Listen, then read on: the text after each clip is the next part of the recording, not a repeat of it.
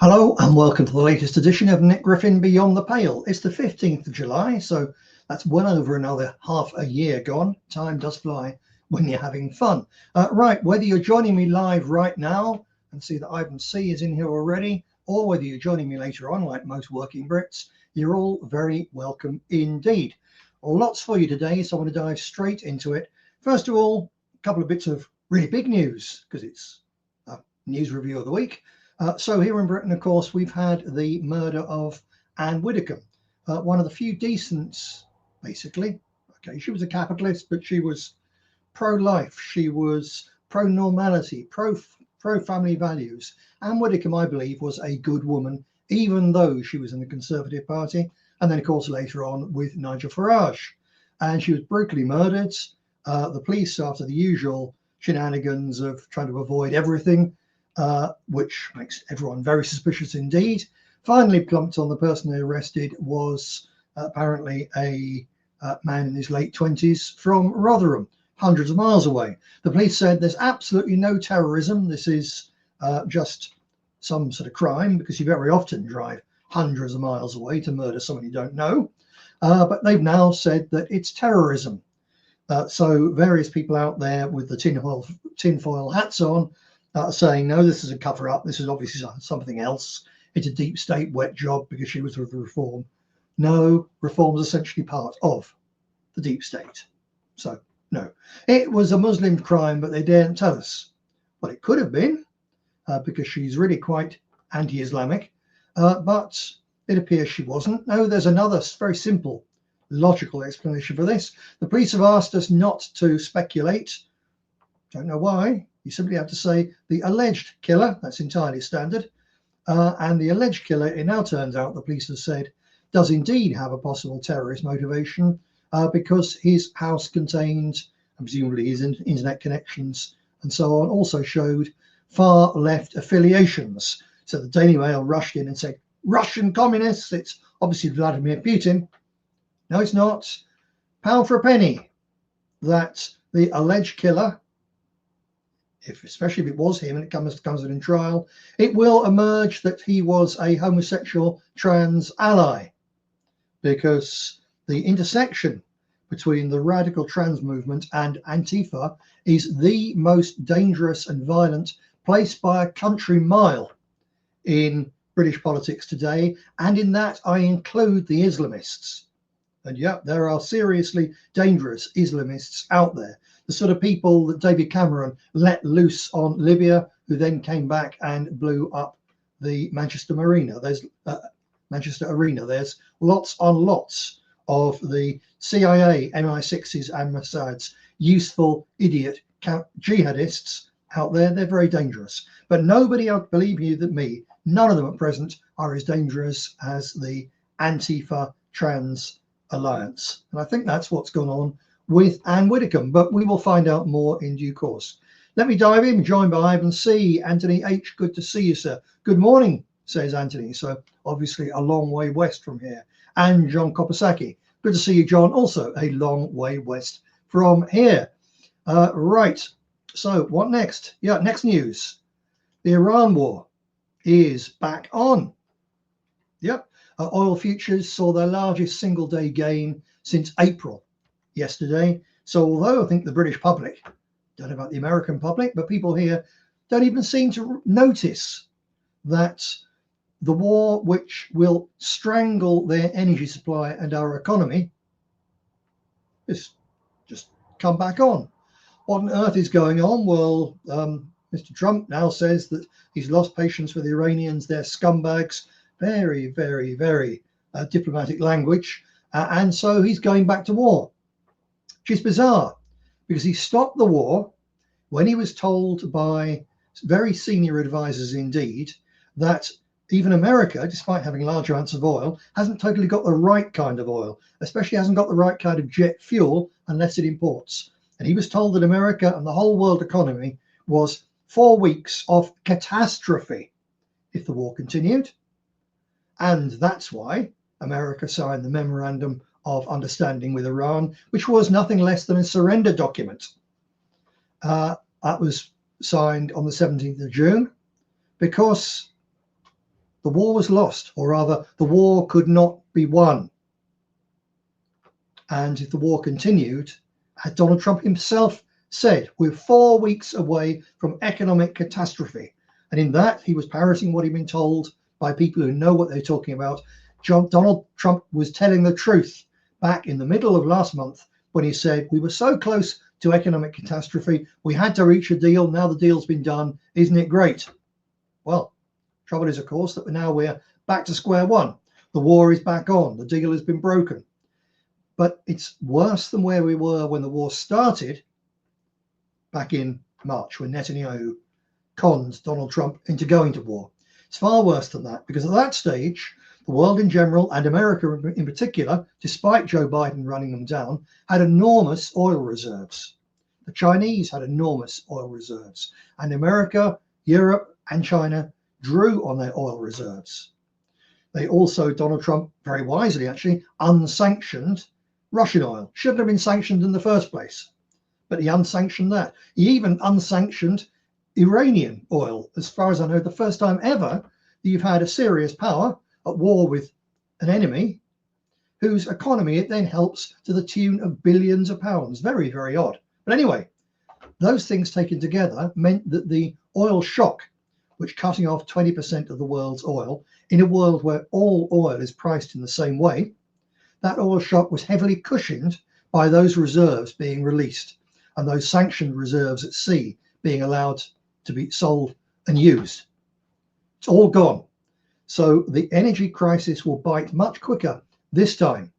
The millions of tons of oil that flowed through the Straits of Hormuz in the last couple of weeks were mainly on their way to China.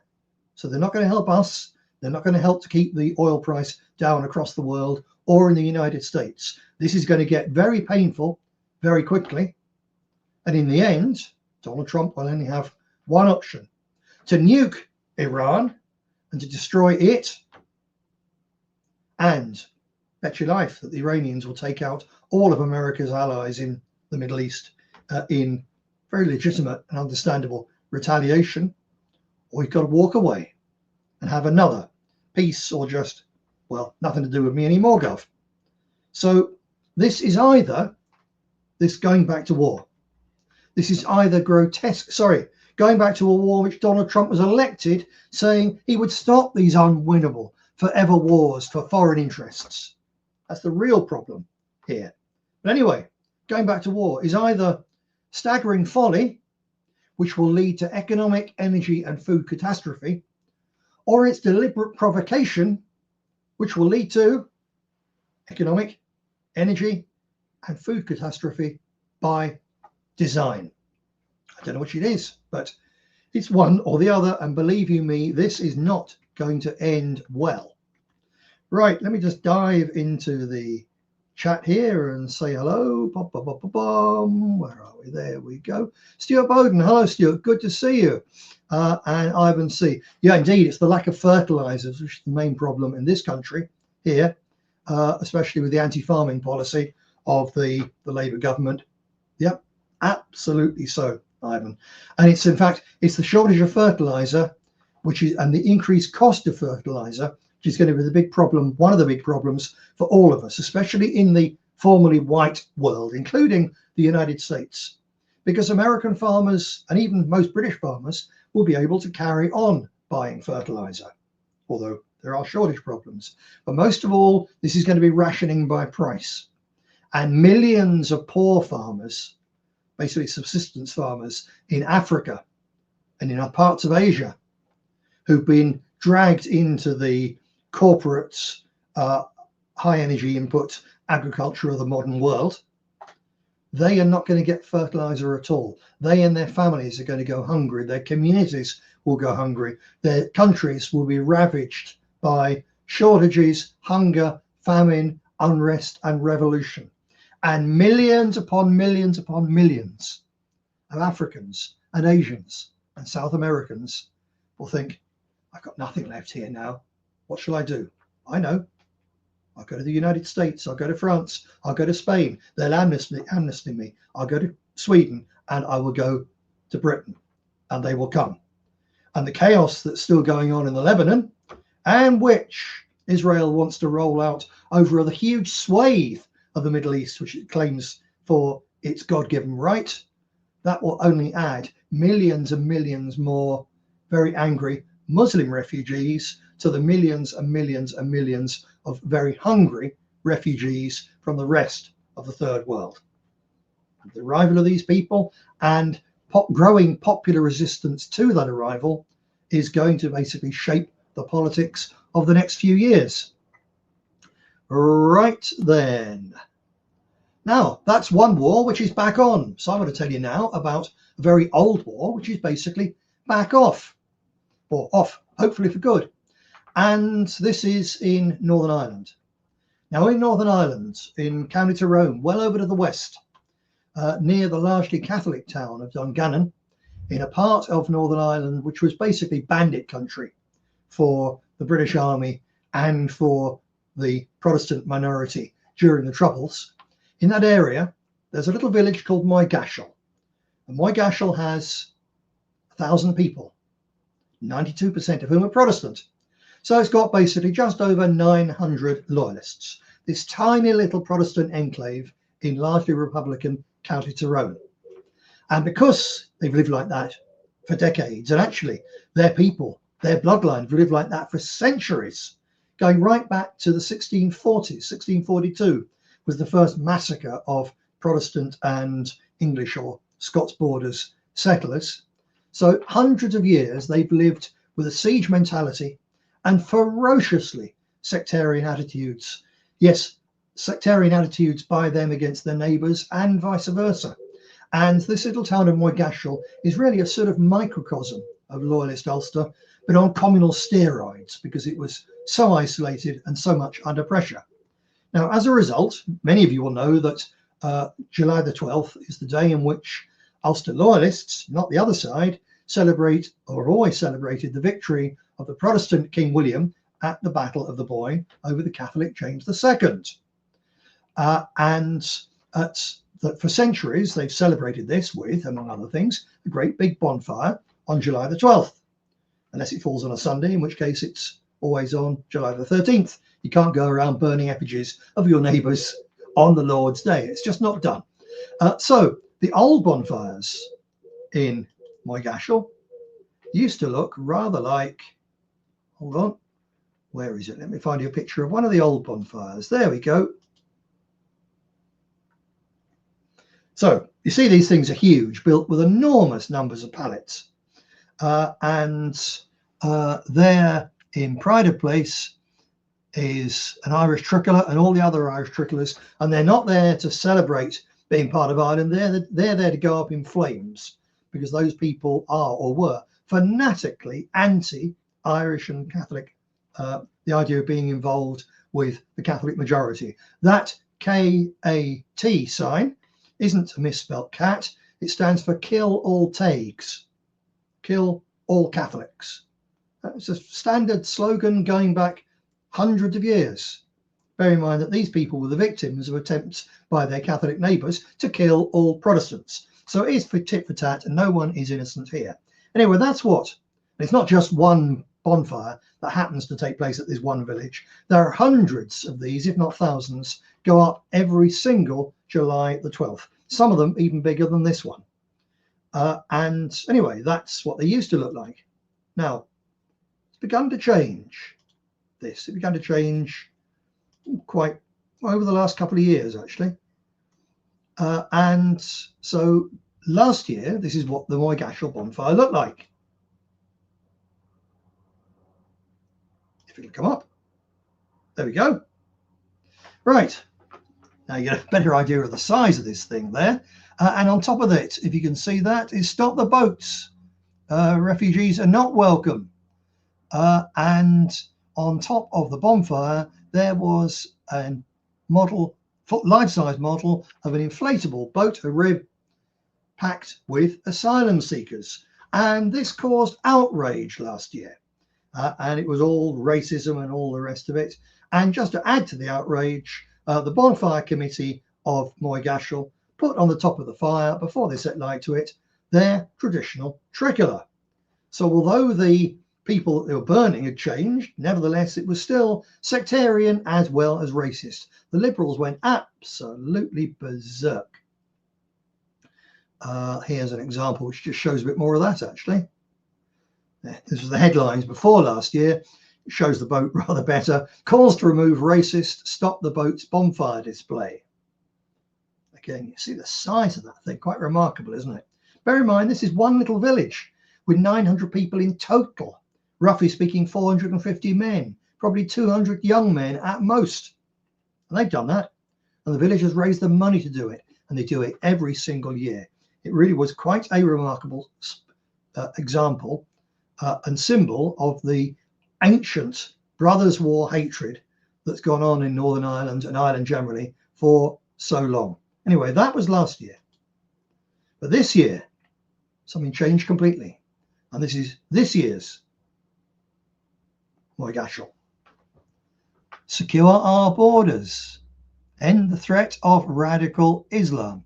And on top of it, they put, before they set light to it, a model mosque, completely with star and crescent, and also, before they burnt it, instead of tricolours, there were no tricolours at all on this bonfire this year. There were the black and white flags of ISIS, Daesh, the pet jihadis of the Western elites. But the people putting the bonfire up don't know that. They're just radical Muslims, and they are the new danger, the new threat. And furthermore, when some obviously rather disappointed liberal journalist asked the bonfire committee, well, why haven't you got a tricolour on your bonfire this year?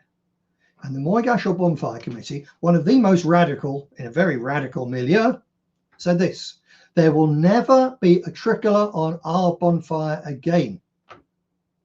Because, especially with social media, the young men, they've grown up. Actually, they still don't meet with their Catholic neighbours. They don't go to school with them and so on. They don't even socialise with them. But they've grown up conversing with them on social media. They've grown up playing video games with them on social media. The old sectarianism has died completely. I was speaking to Jim, and no doubt we'll be speaking more about this tomorrow, Jim Dowson, who was, of course, on the one of the parades, one of the 18 or so, or one of the big ones in Belfast. He said it was quite remarkable that there were very significant numbers of right-wing Catholic lads up, especially from the south, just to be part of this and enjoy it. He said there was not the slightest sectarian animosity, let alone hostility to them. But believe me, everyone can tell. They can tell from the way they look. They can tell certainly the moment they open their mouths. They can tell that these are Irish Catholics. And they were there in significant numbers in the parades. And nobody gave a damn, because they understand that the Irish Catholic youth face the same danger as Protestant loyalist youth, which is mass immigration imposed by the elites, destroying the very basis of their society. And so they're coming together on account of this. It really is something quite remarkable. Both sides have seen that when you let in large numbers of certain immigrant communities, you get crime, you get muggings, you get girls being sexually abused, and you get rapes and you get murders. And both sides have realized that their ancient sectarian divisions are very small beer indeed compared to the threat that's coming down the road. So it's a quite remarkable change around. It really is. I can't stress how big it is. You know, Moigashel, 450 men, it lost 2 young men shot dead by the IRA during the Troubles because they were members of the UVF, that's the Loyalist paramilitary. Now, as far as the vast majority of the inhabitants of Moigashel are concerned, the UVF men were heroes, without whom their village would have been overwhelmed by the IRA's relentless sectarian murders and ethnic cleansing campaigns. But equally to Catholics around the village, the UVF themselves were sectarian murderers. And the old hatreds ran deeper in County Tyrone than probably anywhere else in Northern Ireland other than South Armagh, and they've evaporated. It's quite remarkable. So, as with the recent cross-community rioting after the attempted beheading in Belfast, when the two sides joined together to riot and put out immigrants, I'm not saying it's a good thing, I'm just saying it happened. The old brothers' war in Northern Ireland is dead. Simple as that.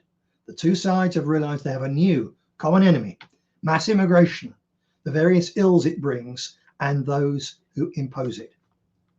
Now, this is a really good thing, obviously, not just for the 6 counties of Northern Ireland. It's also of enormous importance to the future of the Republic of Ireland, because the people down in the south will be looking increasingly sympathetically at the people they used to hate in the north, and the people they used to hate in the north are more militant even than they are. And if, for that matter, in Southern Ireland, it really kicks off big scale between the immigrants and the left and the state on one side and the Irish people on the other, and that is how it will unfold if it all goes ping-tong, then the loyalist paramilitaries and people of Northern Ireland will intervene on behalf of the Catholic Irish of the South. And that alone changes the balance of power and the balance of probabilities of what is going to happen on a huge scale. More than that, this has the potential to become a major factor. Northern Ireland has the potential to become a really major factor in the future history of the British mainland. There were thousands of English on parades here this year. Thousands, far more than ever before. Now, partly they're there because GB News for the last couple of years has been showing this is the 12th. It's the largest. The Telegraph once described it as the largest uncommercialized folk festival in the whole of Western Europe. And indeed it is. It's one of the largest uncommercialized folk festivals on the entire planet. And Brits on the mainland didn't know about it. British patriots didn't know about it. Well, now because of GB News, they do. So thousands were at the parades this year, and thousands moved lock, stock and barrel with their family, mainly from places like the Black Country, from multicultural Birmingham, from the last bits of East London where old traditional Londoners are being overwhelmed by the incomers. Thousands of those people and their families moved last year to Northern Ireland for good. It's a big, big thing that's going on, because once they're there, well, several things are going to happen. One, you can kiss goodbye if you're still a rank Republican to the idea that because the Catholic majority is now large enough, they're going to vote for a united Ireland, because over the course of the next 5 years or so, the number of people moving in from England is going to retip the demographic balance in favour of continued unity with the British state. Yep, that's going to happen. More important than that, people who have gone to Northern Ireland from England but still have family in England, when, stroke if, the counter-jihadist fanatics, with the millions of pounds they're pouring in to try to bring civil war to Europe, to Britain, and I've talked about it before, it's a big, big thing. If they succeed, then there's going to be very significant numbers of English with very close ties to Northern Ireland and everything that that entails. Furthermore, even before that happens, the more English people go, the more English people visit, the more English people see the power of the band culture that the Protestants have, and the more and the quicker it will spread to the mainland. And it's one of the key factors that must and will develop in the end to turn the English from being a soft, soppy, disorganized shambles into a tribe. It's going to come anyway. It's going to come a damn sight quicker because of the existence of Northern Ireland and what's happening there. If you don't believe me, just watch. Right then, let me jump in and see what you're thinking of all of that. So yes, if the North intervenes, that will be the first domino across Europe, says Ivan. You're absolutely right. Brian Hope, good to see you, sir. Kit Baer has joined us. Excellent. Right. Yep. Good to see you. And Brian as well. Yep. Plenty of you here. Good. Right. Let me carry on with the show then, shall I? Because, oh, yeah, we're doing all right here. But some more good stuff to talk about, I think. Yeah. I promised for a couple of issues, so I'm going to do this now rather than leave it to the end and possibly run out of time. I promised to review this book, Legal, Truthful, Guilty, Diary of a Political Prisoner by Samuel Melia. Right, now who is Sam Melia, you may ask? Well, I've got a picture of Sam here. Bang. There's Sam and his wife. They've got a couple of young daughters, and one of the stickers, which has a group called the 100 Handers, he was designing online, making available online, and telling people what sort of printer to go and buy to print your own stickers and go putting them out. And here's one of them. It's okay to be white, which was initially described as hate speech by the treacherous powers that run our unfortunate country. But in the course of the trial, it actually emerged, and this is really quite remarkable, it emerged that the prosecution admitted that everything, every single sticker that Sam Melia had produced and put available online was legal. They also admitted that truth is no defense. So therefore you don't look at the question of whether they're true, but believe you me, everything on those stickers was true. It was all legal, said the state. But that didn't matter, because what they alleged to the jury was that Sam Melia intended, by the use of legal stickers, to illegally stir up racial hatred. It's an incredibly twisted piece of legal, it's not legal logic, it's legal deceit. Now, I've got no time for the organisation that Sam Melia was involved with. He was and still is involved in Patriotic Alternative, which is one, in my opinion, of the worst of the deliberately misleading neo-Nazi pseudo-gangs, which is full of very decent young men being led astray by a man who I expelled from the British National Party for stealing large sums of money from it, and among other things for threatening both me and Jim Dowson with murder, and going as far as collecting £10,000 to try to pay for that. He was let off by the police. I wonder why. So I've got no time at all for Patriotic Alternative or its leadership. But Sam Melia, who's actually quite high in it, I've read his book, and I have to say that it's not a magnificent work of prose. Some on the right have said, oh, Sam Melia, Diary of a Political Prisoner, he's the British version of Antonio Gramsci, the Italian Marxist theorist who was locked up by Mussolini and sat scribbling for years his prison notebooks. Now, the prison notebooks of Gramsci were about serious thoughts. They were about revolution. They were about making revolution. They actually helped to make, unfortunately, the revolutions of 1968. The man was, a bit like Lenin and Trotsky, a political genius. And Sam Melia isn't. But he certainly shouldn't have been in prison. And in the book, I'd say that if you're interested in the far right of British politics, if you're interested in the British prison system, or in injustice, then you should read this book. And I think Sam Melia deserves that you should go and buy his book. It is available on Amazon. He comes across as a thoroughly decent man, not by any means the cleverest, but thoroughly decent, and a loving father and a loving husband. He emerges as a kind man. At one stage in this, he's worried that if he's moved, although the move would be better for him, it's going to mean a weaker prisoner, who at the time he's sharing his cell, may have a really hard time of it. So that's a kind thing. I think that Sam Melia was very ill-served, especially by Patriotic Alternative, and it comes across in the book that there's no solid ideology, that the people, he'd spent years in PA, he's got no solid ideology, no real faith at all, certainly not Christian faith. What do you expect in an organisation whose leader's great book is an assessment of the plight of the white race through the twisted ideas of Sigmund Freud? Come on, what a joke. But to be fair to PA, and Mark Collett for that matter, because he leads it, PA did provide serious, useful and sustained financial and moral support to Sam Melia's family while he was in prison. So fair play to them for that.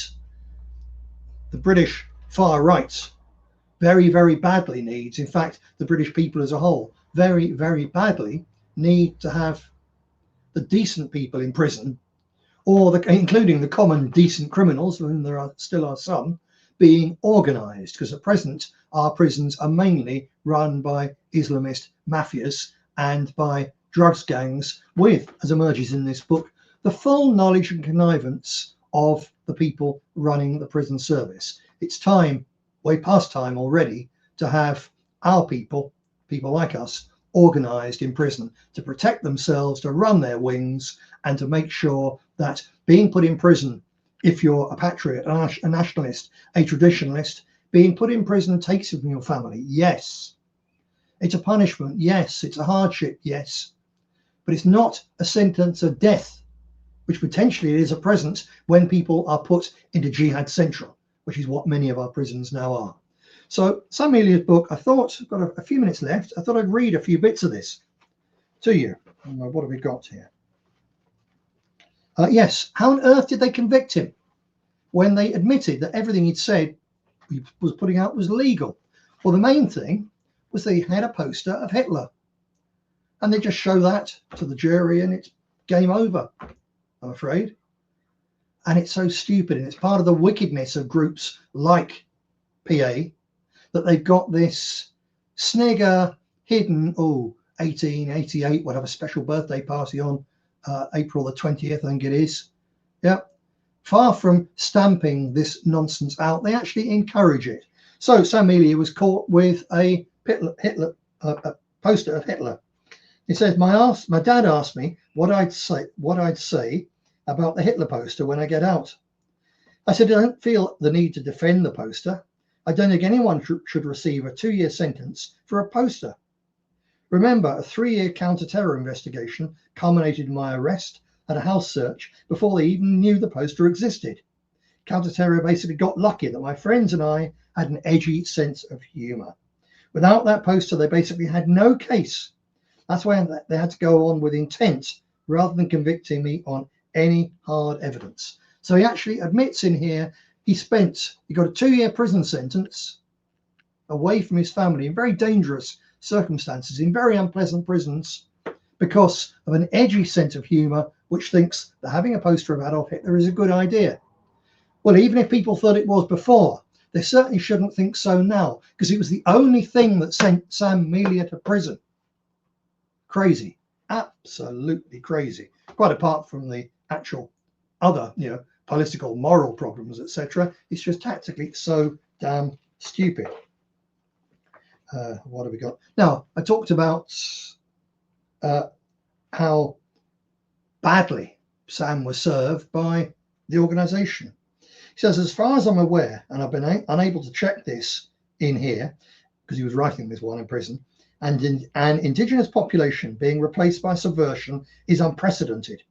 And I find myself at a loss as to how to mount a large, effective resistance while basic facts are denied to the mainstream. We have no political representation and our population languishes in comfort. I'm at a loss as to know what to do. It's one of the key figures in what's supposedly Britain's premier hardline nationalist organisation, and he has no clue what to do to build effective resistance to our replacement in our own homeland. Oh, for heaven's sake. Well, because when he wrote this, I hadn't actually started writing on Substack. So he hasn't got an excuse now. But even before that, Jim Dowson, myself, Jada Franson, we were talking about what needs to be done, what can be done in serious, constructive, concrete ways. We've been doing it for 5, 6, 7 years. And even if Mark Collett and co didn't want to give us the credit for it, they could just have stolen the ideas. I don't care. Get on my Substack, Mark. Get some ideas. The same with Rupert Lowe from the other side of the worthless fence of people actually, good people following them and doing nothing useful with them. Get on my Substack, look at the ideas, think, oh, that might work. We try that one. That'd be popular. I could raise money with that one. Get them and take them and bloody do something instead of either pretending, in the case of Rupert Lowe, don't worry, just follow me, we'll win the next general election, which they will not. Or the case of Mark Collett, just don't worry, buy me a coffee and I'll entertain you next week as well. It's time to do things, people, to do things. So Sam went on to say, and he's to a degree here, right? I'm forced to conclude that our people simply aren't ready. The sectarian racial politics that we're beginning to see in the run-up to this year's general election will have to become more pronounced. The myriad tribes, good man, Sam, good man, imported into Britain will inevitably flex their political muscle, at which point the white indigenous population will need to ask the question, am I happy to keep losing solo in a team game? And that's wise. That's sensible. Shows that Sam Melia, among many others, is just about ready to really get it and start doing worthwhile things. Let's hope that his leadership gets on with it. Now, another thing I thought was interesting in the book was the non-political stuff. Time and time again, it shows actually just how the main problem in prison, like I've been told many times, problem in war, isn't fear or resentment, it's mainly boredom. The sheer mundane stupidity of the legal system and the people who are in it, and the waste of having young men full of testosterone locked up when they should be out locked up in conditions which are either disgustingly slummy or they've got all sorts of games and stuff which as criminal scumbags they shouldn't have. They should be out there in chain gangs doing serious and very, very hard physical work, so that when they get home at night they're too knackered to have gang fights and to bully weaker prisoners or anything. They just want the meal that they've earned through doing their decent work and finishing their work quota, and they want to go to bed because they know at 6 the next morning they're going to get some ex-military sergeant major screaming at them and getting them out there polishing their spades before they go back to work. And there's enough work like that to do.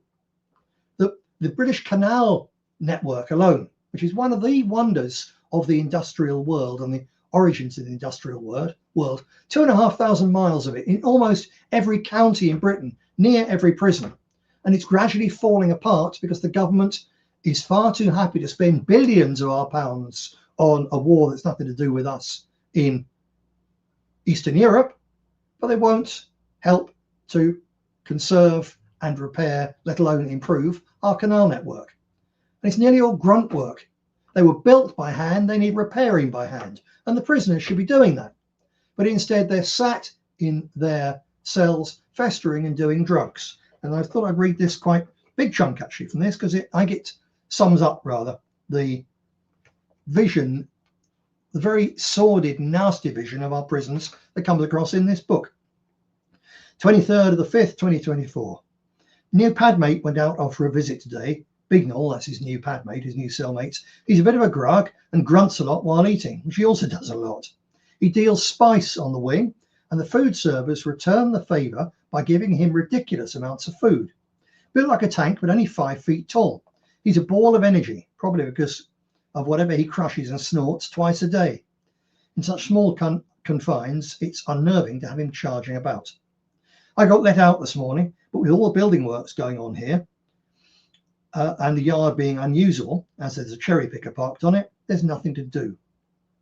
With all the on-wing entertainment removed during COVID, there's little to do unless you're the kind of criminal bore who's happy whiling away time talking about past and future crimes. This cell is probably the most prisony I've felt since coming in 3 months ago. Extremely claustrophobic. Being paired up in these cells since arriving at Hull isn't giving me any time to properly relax or let go emotionally. I've been receiving a few birthday cards already, and one brought me to tears. It simply said, "You are not forgotten." Had a banging headache all day, which had me in a foul mood. Called Laura at 6 p.m, but she had a live stream. So I said I'd call back. Ended up falling asleep and waking up at 11:30 p.m. Tried Laura, but she didn't pick up, so watched a bit of TV and read until 2 a.m. and went back to sleep.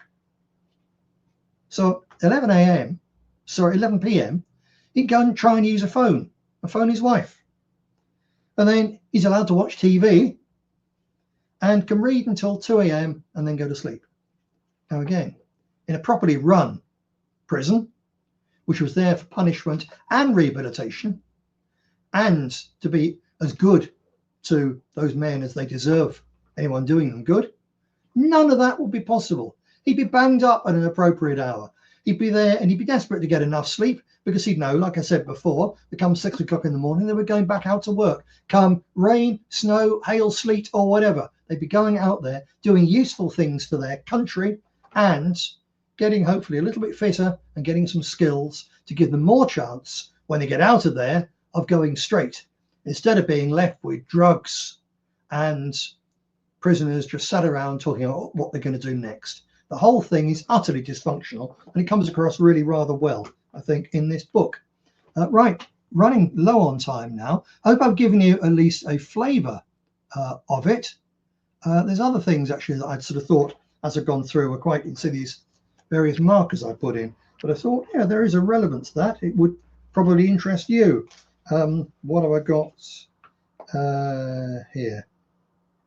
Yeah, this I think is interesting. It gives an idea of the menace, the danger that's there in prison. 9th of August 2024. There's something in the air. Yes, there was something in the air yesterday. The big black guy who's the list reader on Servery, Vince, kicked off with my pad mate Jason and Hamilton. Number 2 kicked off with a small lad who goes by the name of Sonic. Vince ended up coming to the pad in the afternoon. He must have considered what a fight would mean for him. Sent to isolation, basic canteen, and losing his valuable PI desk and servery jobs. I was about to head for the shower, made a point of fussing with my shelves so I could remain in the cell should Vince start to get physical again. They made up anyway, even had a jokey hug, and when they called yard, we had loads of guys out. Maybe 12 of us playing ball, and it was a really good vibe with everyone smiling, either playing or spectating. What a weird mix too.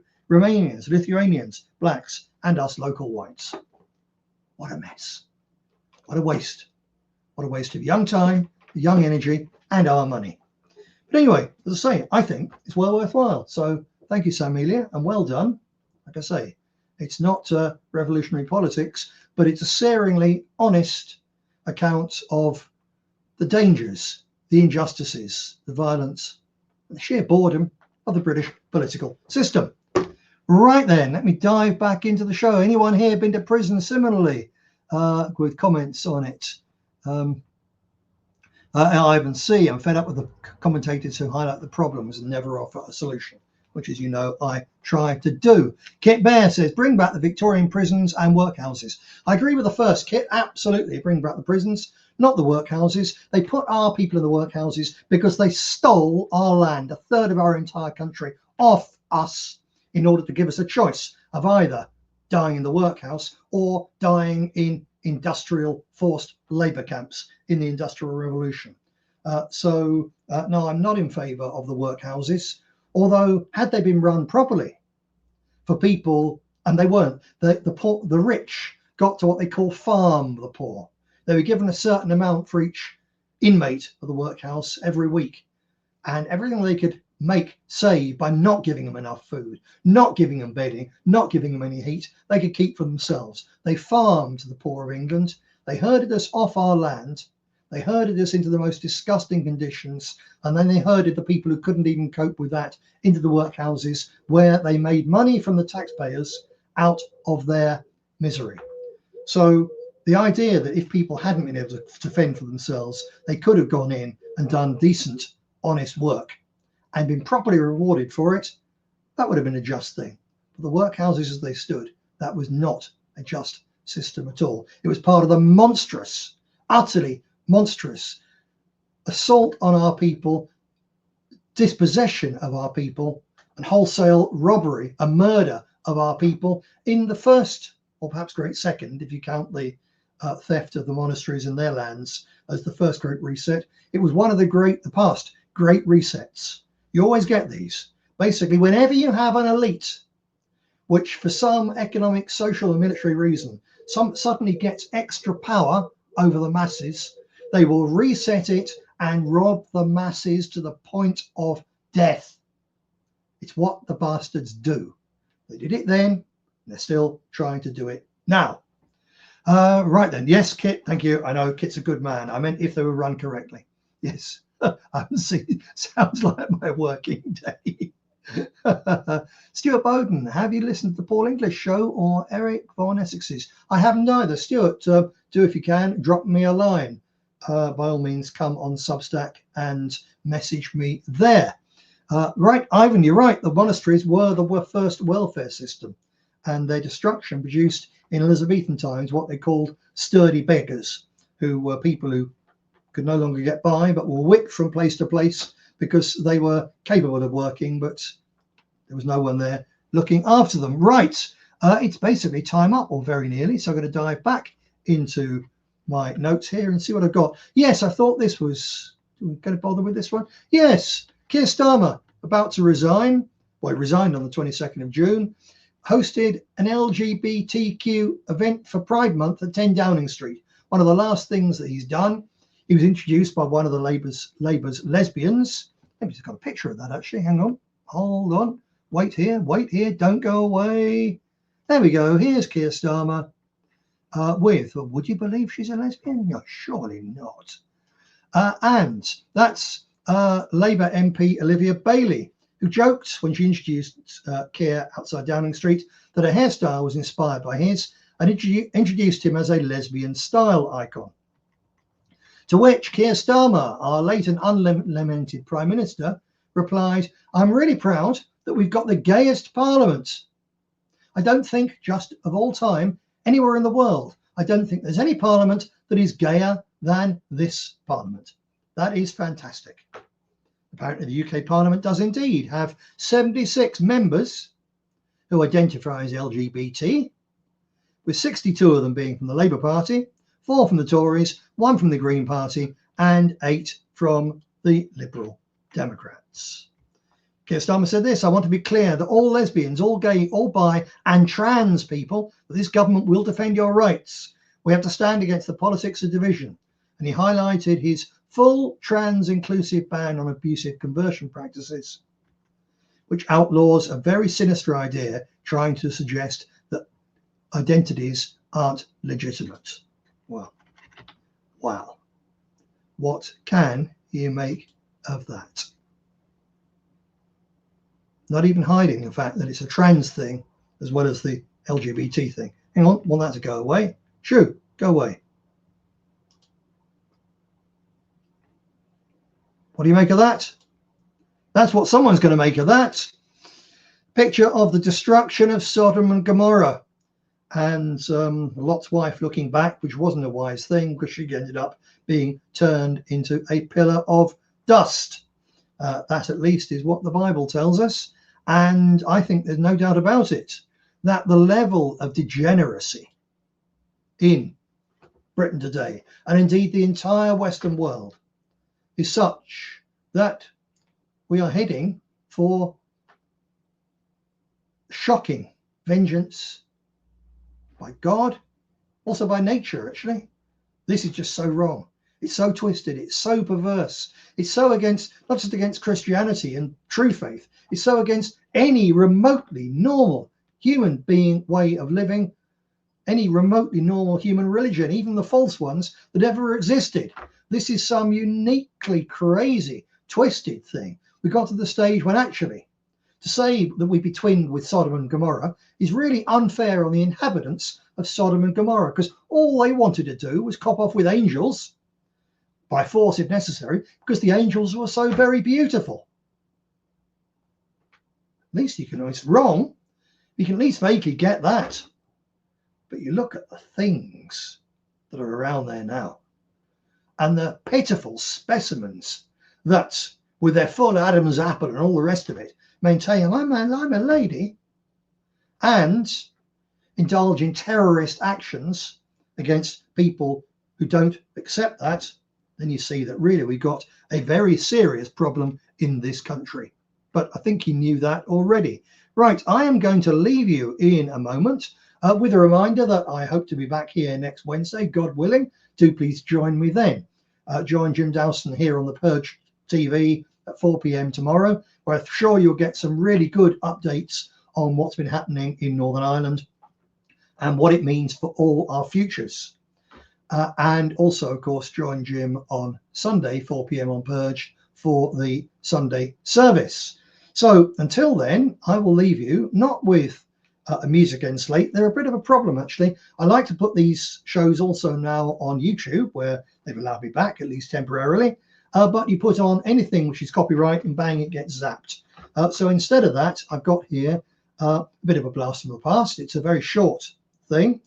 And this is one of my speeches in the European Parliament. She's not one of the minute ones. I think this is one of the 1 minute 30 seconds. That was my special extended ration of democracy and free speech on that occasion. And I'm here speaking about, what am I speaking about in this one? I've got the thing. Hang on, let me just look down. That's it. I'm speaking about Haiti. And this was at a time when there'd just been a ghastly earthquake there. The place is in even bigger ruins than it normally is. And the European Parliament rushed to funnel vast amounts of taxpayers' money at the unfortunate people of Haiti. And what I had to say about it, you will see in a moment, when I've reminded you that freedom is never free, because the tree of liberty must be watered from time to time with the blood of martyrs and of tyrants. Deus Vult. Por 1 minuto y medio del señor Griffin, que se expresa en nombre de los colegas no inscritos. Mr. President, the horror of Haiti is shocking. It's only human to feel compassion for the innocent victims of this natural disaster. All here are well paid and can afford to give. I will give my attendance allowance for today if every British MEP will do the same. But our constituents cannot afford your generosity with their taxes. Globalism has destroyed our industries, the banks have ruined our economies, EU red tape is strangling our entrepreneurs, and the carbon tax scam is plunging millions into deadly fuel poverty. The death toll in Haiti is shocking, but this winter, more than 50,000 pensioners in Britain alone will die premature deaths because of the cold and the cost of heating. Across Europe, the death toll will run into hundreds of thousands. But because this truth shames the political elite, and because it highlights the inconvenient truth of global cooling, this scandal will be buried as quietly as our elderly dead. Hundreds of thousands of our own people are dying because of government neglect and EU cold taxes. Yet you insist at throwing other people's money at a disaster in somebody else's backyard. This is not compassion, this is stinking hypocrisy. I know this place is uneasy with our Christian heritage, but as always, our Bible reveals an eternal truth that most here would rather ignore. First Book of Timothy 5:8. But if any provide not for his own, and especially for those of his own house, he hath denied the faith and is worse than an infidel. Entramos ahora en la